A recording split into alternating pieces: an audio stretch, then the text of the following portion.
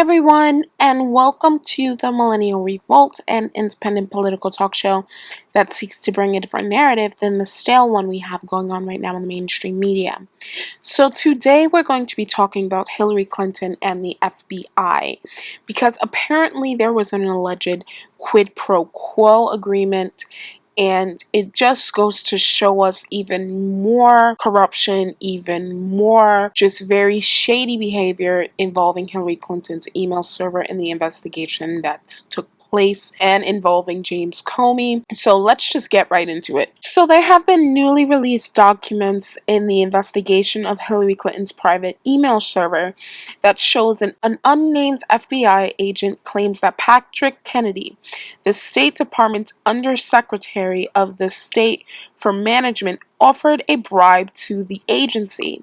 According to an interview summary, the unnamed FBI official alleged that they had received a call from the International Operations Division, the IOD, of the FBI, who pressured him to change the classified email to unclassified, indicated he had been contacted by Patrick Kennedy, Undersecretary of State, who had asked his assistance in altering the email's classification in exchange for a quid pro quo. Patrick Kennedy served directly under Hillary Clinton during her tenure as Secretary of State. He was accused of offering to increase the FBI's presence abroad by allowing the FBI to place more agents in countries where they are presently forbidden. The FBI's latest releases show that Hillary Clinton, as Secretary of State, blatantly and routinely ignored security protocols and continued to do whatever she wanted, basically in a wild, wild west scenario.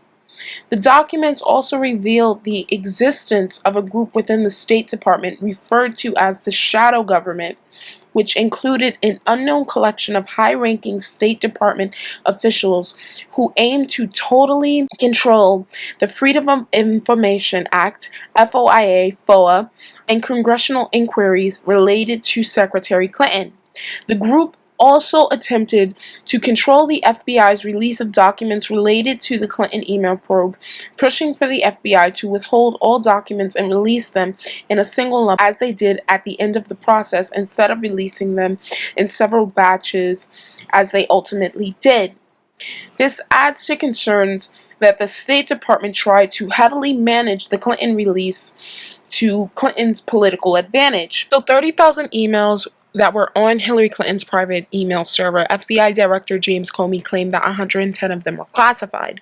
Additionally, 2,000 emails were up-classified to the level of confidential. Allegations that Kennedy engaged in a quid pro quo agreement could be detrimental to both the Clinton campaign as well as Kennedy's career. Representative Jason Chaffetz of Utah, chairman of the Committee on Oversight and Government Reform, along with Devin Nunes, a representative from California, chairman of the Permanent Select Committee of Intelligence, sent a letter on Monday to the Secretary of State, John Kerry, urging him to remove Kennedy from his position pending an independent investigation. Undersecretary Kennedy allegedly assured the FBI official that the State Department would bury the email using a rare Freedom of Information Act exception, B9, which relates to geological and geophysical information, the letter reads. However, another interviewee gave an entirely different version, CNN reported. Another FBI employee claimed that it was the FBI who brought up the placing of agents in Iraq in exchange for declassifying information. However, the FBI employee was later told the email would remain classified. A now retired FBI official told the State Department that they would look into the email matter. Both reports coverage over the point that Kennedy continued to follow up an attempt to have them declassified. In addition, both the State Department and the FBI have denied the allegations, while Clinton team continued to downplay any potential conflict from it. State Department Deputy Spokesman Mark Toner claimed the allegations were inaccurate and told reporters classification is an art, not science, and individuals with classification authority sometimes have different views. We have been committed to releasing as much information to the public as possible and ensuring the documents are withheld due to classification only when necessary to prevent damage to national security, as the executive order on classification calls for. Turner also disagreed with calls to remove Kennedy, saying that's their prerogative.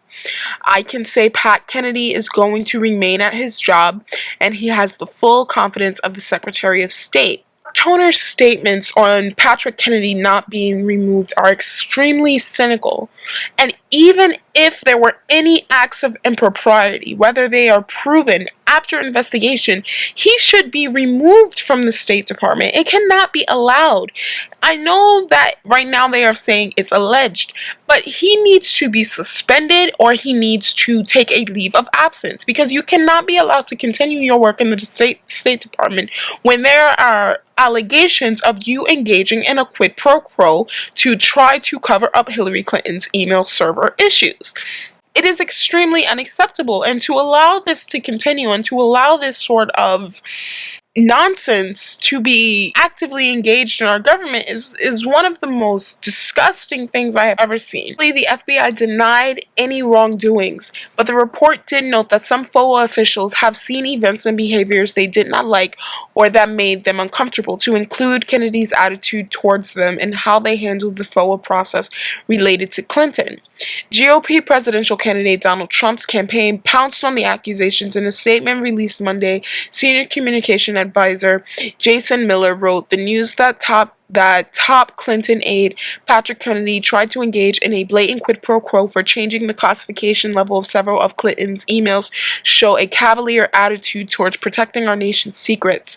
Kennedy must resign from the State Department immediately, and Clinton must state he has no place in her administration if he is elected." And that is completely true. If there are allegations of you trying to basically coerce FBI agents to try to retroactively upgrade classified information when there was an investigation that was going on, you must be fired. You must step down. You must take a leave of absence. There must be no way you can possibly be allowed to have a place in a possible Clinton administration. It just really makes me wonder, did President Obama really have no clue that all of this was happening in his State Department?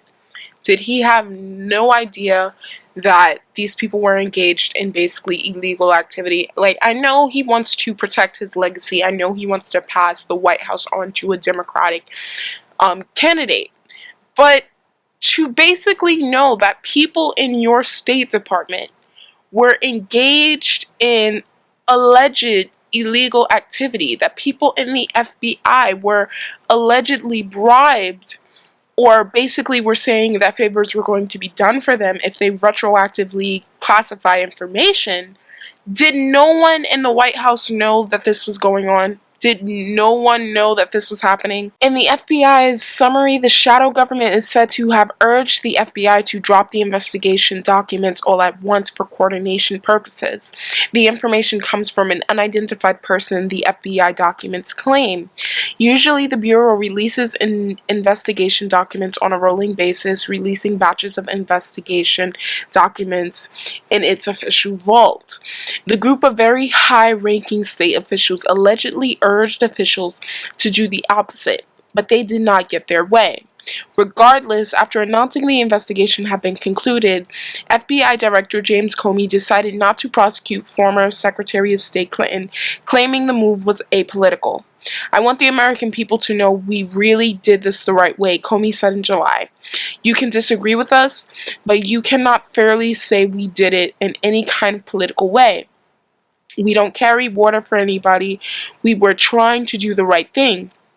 At the same time, Comey explained he arrived at a particular decision because no reasonable prosecutor would bring this case, no reasonable prosecutor would bring the second case in 100 years on gross negligence. Nevertheless, the FBI's own notes seem to argue that Clinton and her State Department minions may have been involved in criminal acts of other gross negligence. And it also brings me back to my point. When FBI Director James Comey had his press conference, he listed every single thing that Hillary Clinton did wrong. He made it a point to list every single thing that she did wrong, and if it was any other person, they would have been charged, they would have been prosecuted, they would have been sent to jail.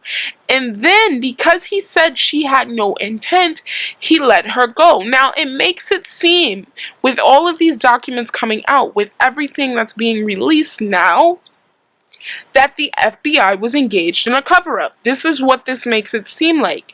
There is no possible way that you had people trying to bribe FBI agents, allegedly. There is no way that the FBI director went on to list every single thing you did wrong and then claim that there was no intent, that she should not have been charged.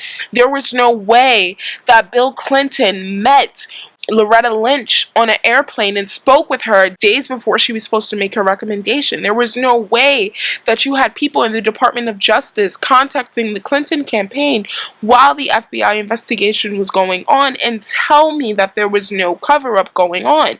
This is the most cynical and disgusting behavior that you could ever see. Well, I will definitely keep you guys updated as more information comes out involving the FBI, the Clinton campaign, this shadow government in the State Department, everything that's going on. Thank you guys so much for watching. I'm the Millennial Revolt, and you have a wonderful day. Bye.